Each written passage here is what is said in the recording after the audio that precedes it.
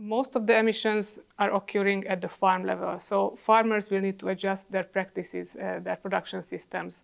And it can be about climate mitigation measures, carbon sequestration, using sustainable feed, but those all have a price tag.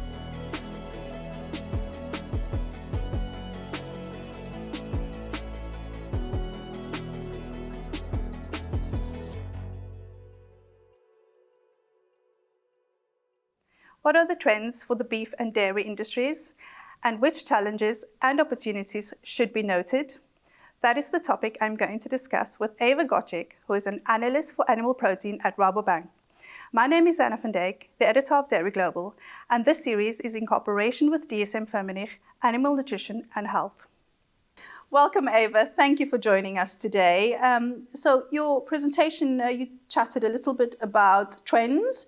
Could you tell us a bit about what trends are shaping the beef and dairy industries? Yeah, so what I would like to highlight is about the margin pressure that has been present in the industry in the past couple of years. The main reason for that was really the increase in input costs. So we have seen a couple of major disruptions in this past 5 years, the COVID pandemic, the start of the Russia-Ukraine war, and these all had impacts on costs, especially the latter, the start of the war. So we have seen feed prices jump, energy prices jump, but also when you look at labor costs at the moment, those are structurally at higher level as they are trying to catch up with inflation. So on the cost side, we have seen a huge increase, and of course it's difficult to pass through all of that towards the consumer. So that's why we've seen this pressure on producer margins and maybe also on processors' margins in the supply chain. Yeah, so there's a lot of pressure all around, and in terms of prices and higher prices, do you expect that to continue? Could you maybe tell a bit about that? Yes, sure. So when we look at input costs, feed prices, energy prices, those came down, but feed prices are still at historically higher level. When we look at animal prices, on the other hand, for example, cattle prices, beef cattle, then you see that in some regions, prices are still at relatively high levels. So for example, in the US, in Europe, and that has to do with the supply situation in those regions. In the US, beef production peaked in 2022, and now the herd is at a historically low level, so cattle supply is limited. That's why there is upward pressure on prices. In the EU, you see that the structural decline in the cattle herd is ongoing, and on the other hand, the demand has been relatively strong, so that keeps prices again up. But in other regions, you see that, for example, in Australia, there is more cattle available, also in Brazil, and their cattle prices are at a lower level. And when we look at retail prices, those also increased in the past 2 years in particular. Now they are leveling out. Consumers are facing a little bit lower prices, but I don't think that we are going much lower in that. No, so it will kind of plateau in a way? Yes. Is that correct to say? Yeah. Yeah. So different reasons as well, depending on the region you're in and what's affected there.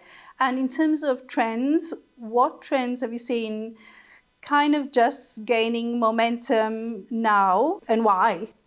Yes. I think sustainability is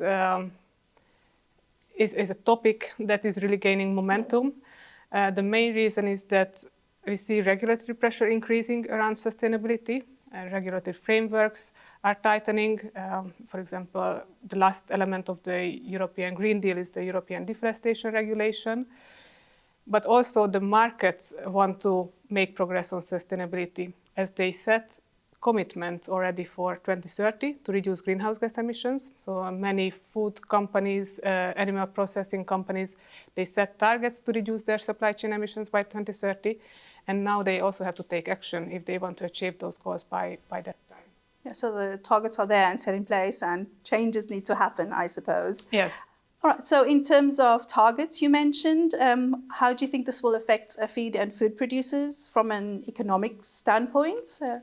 Yeah, so from an economic standpoint, I think investments are needed, and that will also translate into increased cost, I would say. Most of the emissions are occurring at the farm level. So farmers will need to adjust their practices, their production systems. And it can be about climate mitigation measures, carbon sequestration, using sustainable feed.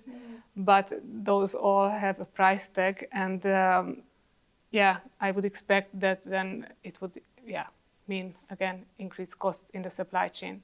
And someone in the end has to pay for it. Yeah, that will increase, yeah. And from at a farm level or perspective, they have to be implemented. And how do farmers have to deal with extreme weather conditions? I mean, how does that factor in? Okay, so extreme weather conditions, we are seeing more of that in the past couple of years. And yeah, if you can believe to meteorologists, which I do, then that could be a consequence of the climate change that is happening. So there are two ways farmers can deal with climate change. We can try to slow the pace of change happening. So that would be more about climate mitigation approaches, reducing greenhouse gas emissions that I just mentioned, for example, with more sustainable feed. But I think also climate adaptation will be an important topic. So we have to acknowledge that climate change is happening, and therefore these climate adaptation practices will also need to be implemented.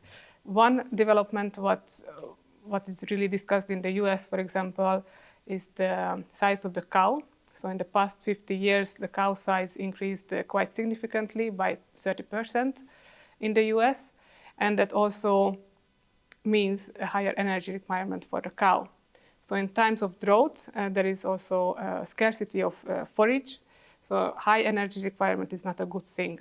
So now the industry is looking at, okay, can we find an optimal size for the cow, considering these changing weather conditions? So at that level, it will change in terms of breeding. Yeah. But that's a change. A discussion point at the moment. Yeah, it's a discussion point, and it's a change that will happen on a longer run because it involves genetics, and of course that's something something that can be done by tomorrow. It's an interesting topic then to follow, and definitely.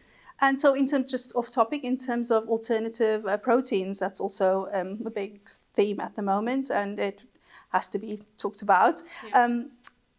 What does that mean for both challenges as well as opportunities? How does alternative proteins factor in there?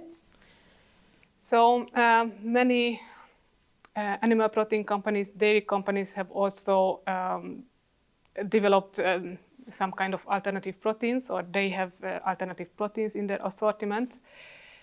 But when we look at the markets, actually markets haven't been doing that great in the past couple of years.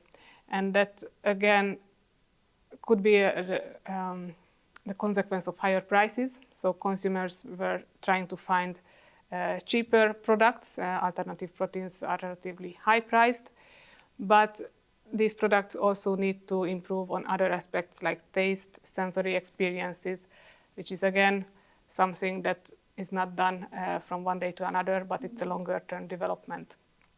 So those markets, in some cases, they present competition for traditional animal proteins. Yes. There are more established categories, for example, plant-based milk alternative, plant-based drinks. But there are also products that will disappear from the markets, and there will be also new products coming to the market. So it's really not black and white. So Eva, in terms of a future demand for beef and dairy, what does this mean for feed production in your view? We expect that global demand both for beef and dairy will increase, but most of the growth will take place in developing nations. So not EU as much, and North America? No, suppose? the more mature markets, the more developed markets, actually, there we expect that consumption slightly decline. But okay, in terms of global demand will be increasing. So what that means for feed demand, it would also mean that demand for feed will be increasing. However, we also have to consider that feed efficiency is also expected to improve. Also in China, we see that feed efficiency have been improving in the past, and that development will go on. It means that feed demand will increase at a slower rate than in the past. Thank you, Eva, for your insights, and thank you for sharing those insights with us today. Yeah, thank you very much for the discussion. And thank you for watching Future Feed Talks. If you want to see more episodes or listen to our podcasts, please click on the links below.